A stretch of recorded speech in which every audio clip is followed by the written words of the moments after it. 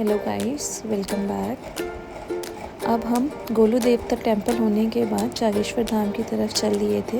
ये उसके बीच का रास्ता है। ये बहुत ही सुंदर नज़ारा था। यहाँ पर बहुत सारे पेड़ पौधे, कुछ अच्छी वादियाँ थी। बहुत सुंदर लग रहा था। ये जो लाइन एरिया था, यहाँ पर जो रोड था वो एक सिंगल वे की तरह था।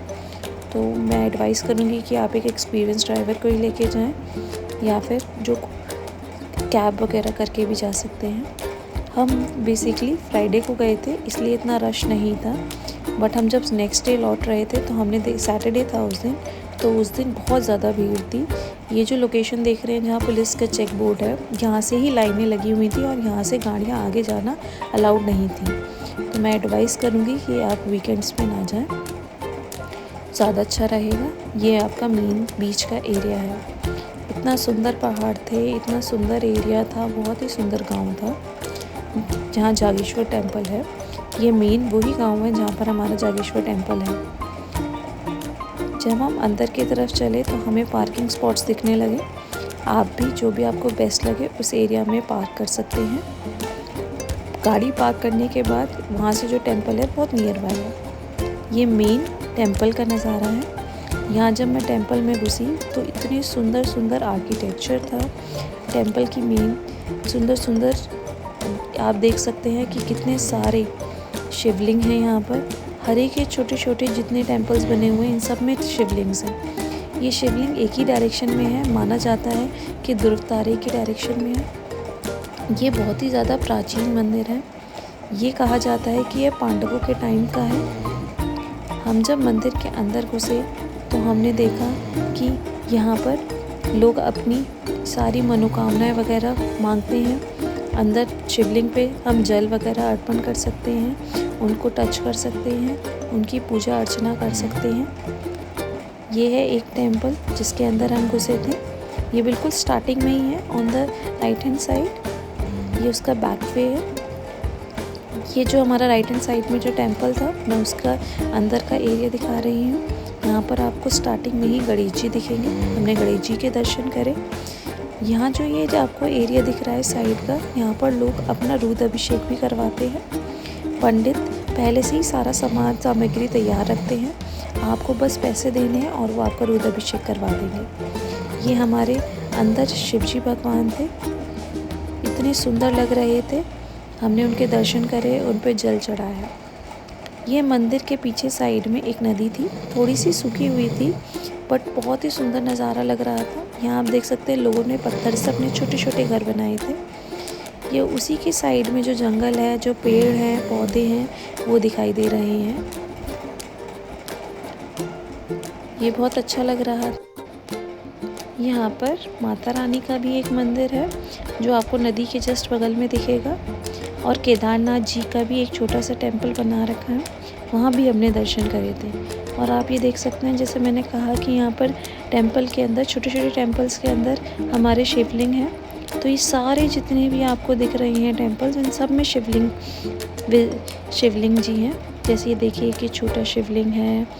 सबकी जो साइज़ था वो थोड़ा वेरी कर रहा था। ये दूसरे शिवलिंग है हमारे। बहुत ही प्राचीन, बहुत ही सुंदर मंदिर है। आपको यहाँ ज़रूर जाना चाहिए। ये देखिए इस वाले भी टेंपल में आपको दिख रहे हैं मंदिर में छोटे शिवलिंग।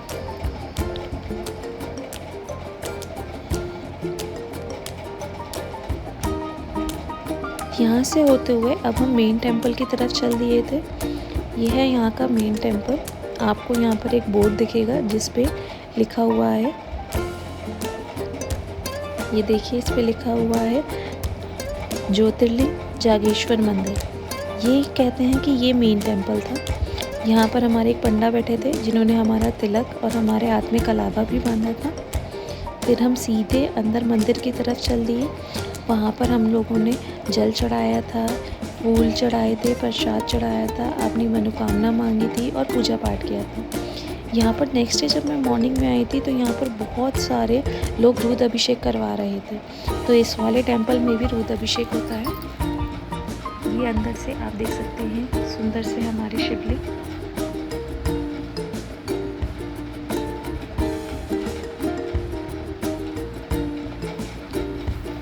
जब हम वहाँ से बाहर आए तो हमने सारे छोटे छोटे टेम्पल्स को एक्सप्लोर करा।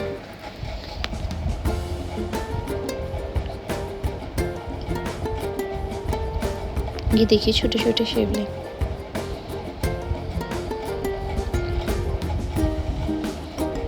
फिर यहाँ से साइड निकलते ही हमने एक और शिवलिंग देखे थे।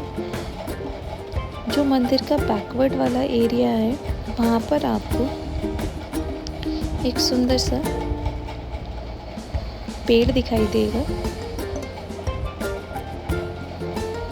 ये जो पेड़ है ये मानने जाता है कि ये शिव पार्वती जी हैं जो एक ही पेड़ में विराजित हैं। ये बहुत ही लंबा, बहुत ही ऊंचा पेड़ था और बहुत ही पुराना पेड़ था। माना जाता है कि ये शिव जी पार्वती जी हैं। ये फ़ोटो के लिए बहुत अच्छा है। हम लोगों ने यहाँ पर फ़ोटोज़ वगैरह खिंचवाई थी। बड़ी सुंदर अच्छा व्यू आ रहा था। इवन मंदिर के बैक साइड पे भी हम फ़ोटोज़ खिंचवा सकते हैं।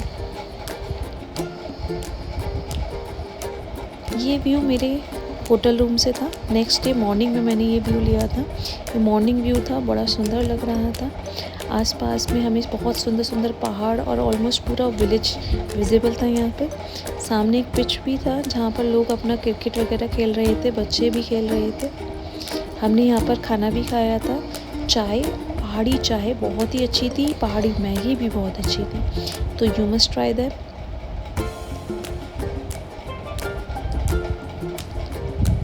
लोकेशन बहुत ही ज़्यादा सुंदर है और कहते हैं यहाँ पर नवंबर दिसंबर में बर्फ़ जब होती है तो ये और ही सुंदर लगता है। तो आपको जाना चाहिए।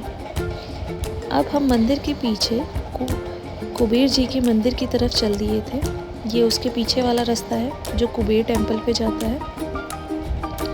जब हम उस टेम्पल की तरफ जा रहे थे तो हमें कुटिया भी दिखी थी जहाँ पर बहुत सारे साधु संत रेस्ट कर रहे थे। ये उसके आसपास की नदी है। ये सामने आपको कुटिया दिख रही है जिसके बारे में बता रही थी। और यहाँ पर बहुत सारे बंदर हैं तो अपने प्रसाद को बंदर से ज़रूर बचा के रखें। ये वही कुटिया है जहाँ पर आपको कैची धाम जी के महाराज भी दिखेंगे।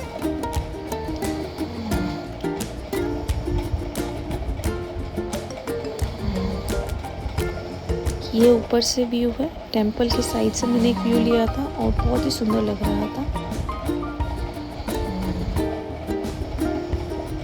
ये लक्ष्मी जी का टेम्पल था जो अभी दिखाई दिया था।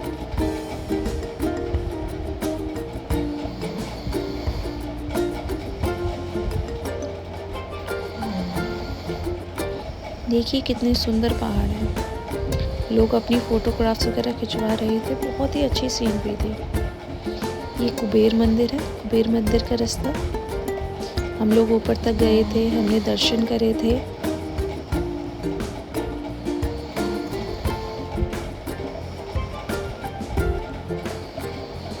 ये रहे कुबेर महाराज। आपको इनके दर्शन ज़रूर करने चाहिए और लोग इनकी परिक्रमा लगाते हैं जो हमने लगाई थी।